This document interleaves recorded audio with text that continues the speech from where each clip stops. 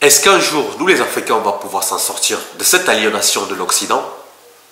Voilà même ceux qui sont nés au pays, formés au pays, grandis au pays, décident aujourd'hui de prendre la nationalité française et de défendre les couleurs de la France au plus haut niveau.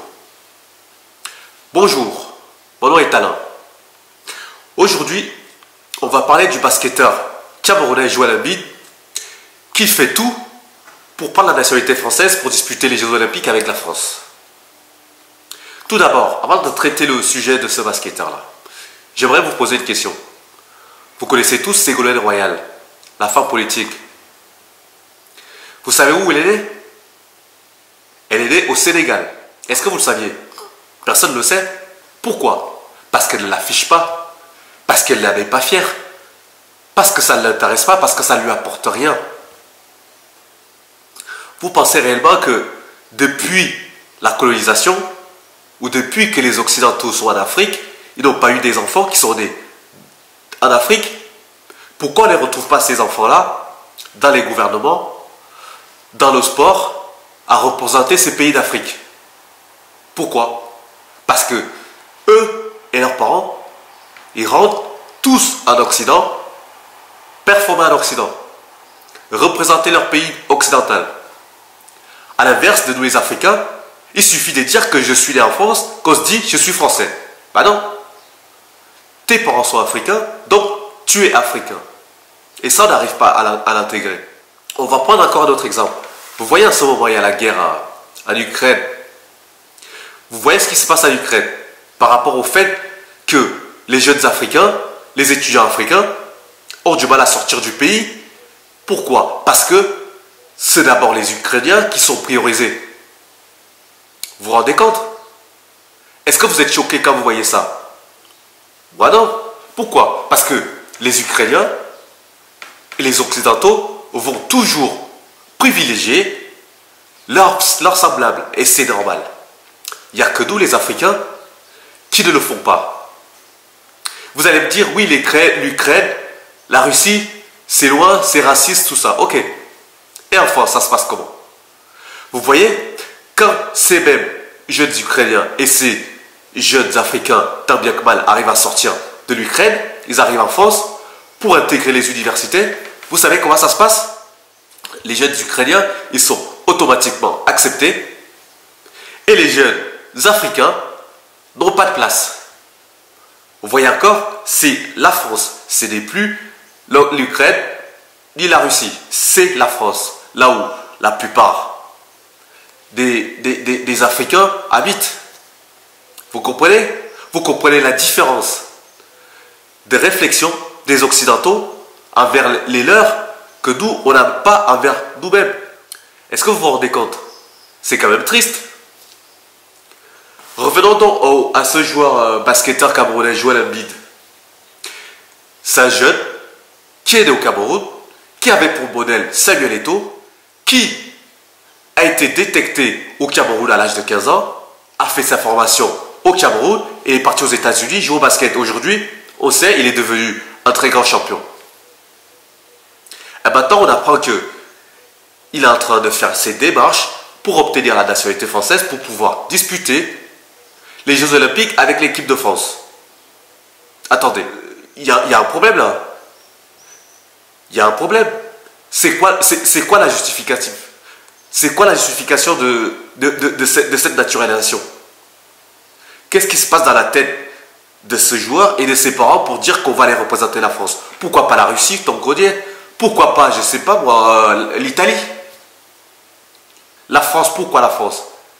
Qu'est-ce qu'ils vont nous dire encore là? Parce qu'habituellement, la soupe qui est servie, c'est de se dire, je suis né en France. Lui, il n'est pas né en France. Oui, j'ai grandi en France. Non, il n'a pas grandi en France. Comment cette idée a pu arriver dans la tête de ses parents et de lui-même aujourd'hui? Parce que ce n'est plus un enfant. Vous voyez, c'est quelque chose que je n'arrive pas à comprendre. Ce que j'aimerais bien savoir, c'est que, en fait, on est fort pour développer nos muscles. Essayons aussi de développer nos cerveaux. Essayons de réfléchir, de comprendre qu'est-ce que c'est que des intérêts. Les Jeux Olympiques, c'est beaucoup d'intérêt. C'est le rayonnement de chaque pays. On le voit dans la compétition aux Jeux Olympiques, les États-Unis contre la Russie, comment ils se battent systématiquement pour savoir qui a eu plus de médailles que l'autre. Vous voyez, c'est la compétition, donc ce n'est pas que du sport. Pourquoi ce gamin qui est né à Yaoundé et qui a été formé au Cameroun, détecté au Cameroun, qui n'a aucune attache avec la France, se retrouve à demander la nationalité française pour pouvoir représenter la France dans les Jeux Olympiques? Qu'est-ce qui s'est passé dans sa tête concernant ce joueur et sa famille?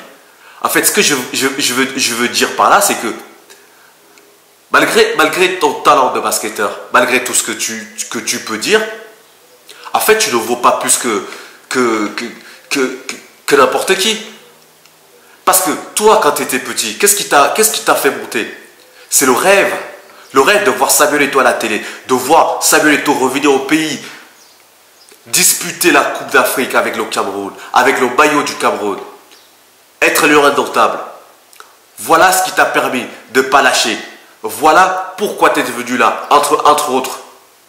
C'est-à-dire que tu as eu un modèle. Tu vois, prends l'exemple de Francis Ngannou. Francis Ngannou, il est arrivé en France.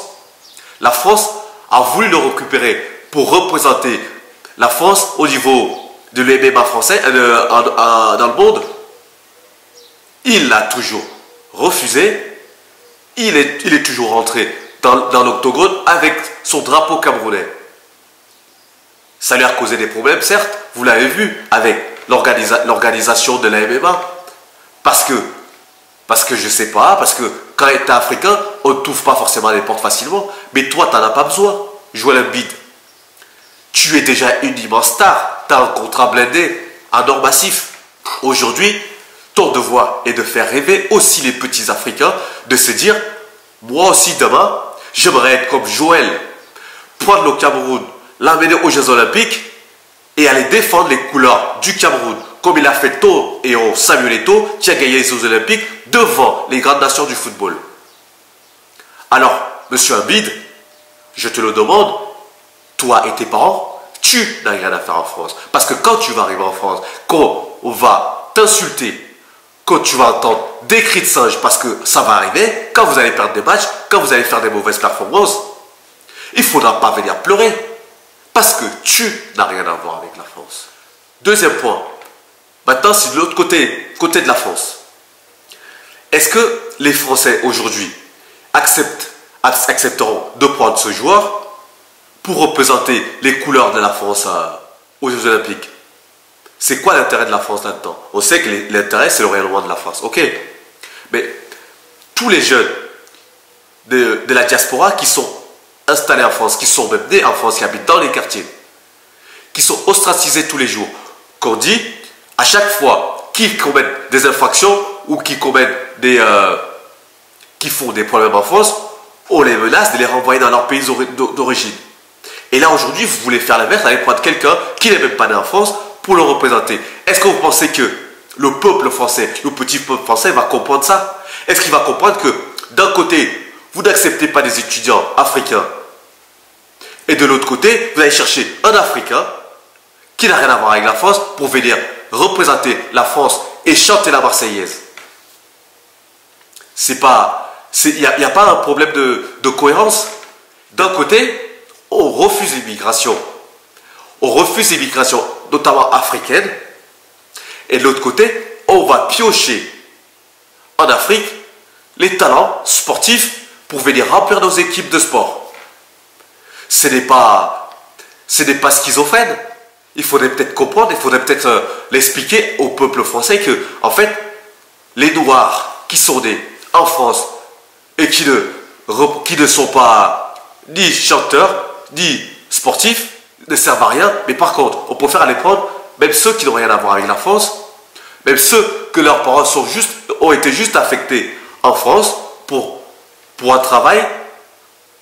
On les prend pour qu'ils représentent la France dans des grandes compétitions. Pour moi, ça n'a aucun intérêt. Ça n'a aucun intérêt. Et pour moi, c'est aussi hypocrite pour la France de faire ce genre de démarche. Je serai français et je serai la France, c'est-à-dire les gens qui décident pour pour ces compétitions-là ou pour ces organisations-là, je dirais tout simplement non, monsieur. Malgré ton talent, je n'accepte pas. Tu dois retourner dans ton pays. Nos anciens sont venus, on les appelait les tireurs sénégalais, ils sont venus malgré eux. Aujourd'hui, on va les appeler comment? La nouvelle génération. Les sportifs sénégalais. Sauf que, par rapport aux anciens, qui n'avaient pas le choix, aujourd'hui, vous avez le choix. Vous avez le choix de rentrer chez vous. Le fait de se former en Europe ne fait pas de toi un Européen. Le fait de faire tes études en Europe ne fait pas de toi un Européen. Le fait de naître en Europe ne fait pas de toi un Européen. Tous les pays du monde voyagent partout, prennent de la connaissance un peu à gauche, un peu à droite, et rentrent chez eux pour essayer de développer cette connaissance-là. Donc, en matière de sport, on peut être formé en France, on peut être en France parce que nos parents sont venus en France travailler, et je suis né en France, ok, mais ça ne fait pas de moi forcément, automatiquement, en français, à l'instar de Ségolène Royal qui est né au Sénégal et qui n'est pas devenu automatiquement sénégalais et ne représente pas le Sénégal à travers le monde. Il n'y a que nous les Africains qui pensons qu'il suffit de naître quelque part pour être de ce pays-là. Non. La naissance, le lieu de naissance ne représente pas forcément tes origines. Dans ce cas-là, les gens qui naissent dans des avions, c'est quoi leur pays? Les gens qui naissent dans des bateaux, c'est quoi leur pays? Vous voyez bien que ça n'a aucun sens de dire que je suis né en France. Donc arrêtez de toujours rester en France dès que ça vous arrange, dès que vous avez la possibilité, dès que vous en sortez de là dans la vie. En sachant que derrière, c'est les mêmes qui vont pleurer en disant que on est placardé, on est entassé dans les quartiers insalubres, on est contrôlé 20 fois par jour. Le jour que vous avez le choix de ne plus être de ne plus être traité de cette façon, on choisit directement de rester au même endroit. Pourquoi? Pour montrer à la France que vous avez réussi et que maintenant il faut m'applaudir? Ben non, ça ne marche pas comme ça. On va vous applaudir un temps quand vous allez performer. Et vous savez, le sport, un jour on gagne, un jour on perd. Le jour qu'on gagne, vous serez le Français, le meilleur Français du monde. Demandez à Yannick Noah. Le jour qu'il gagne, il est Français. Et le jour qu'il perd, il est quoi? Camerounais. Et vous allez entendre les mêmes critiques. Même Mbappé, il le sait maintenant, même s'il ne le dit pas.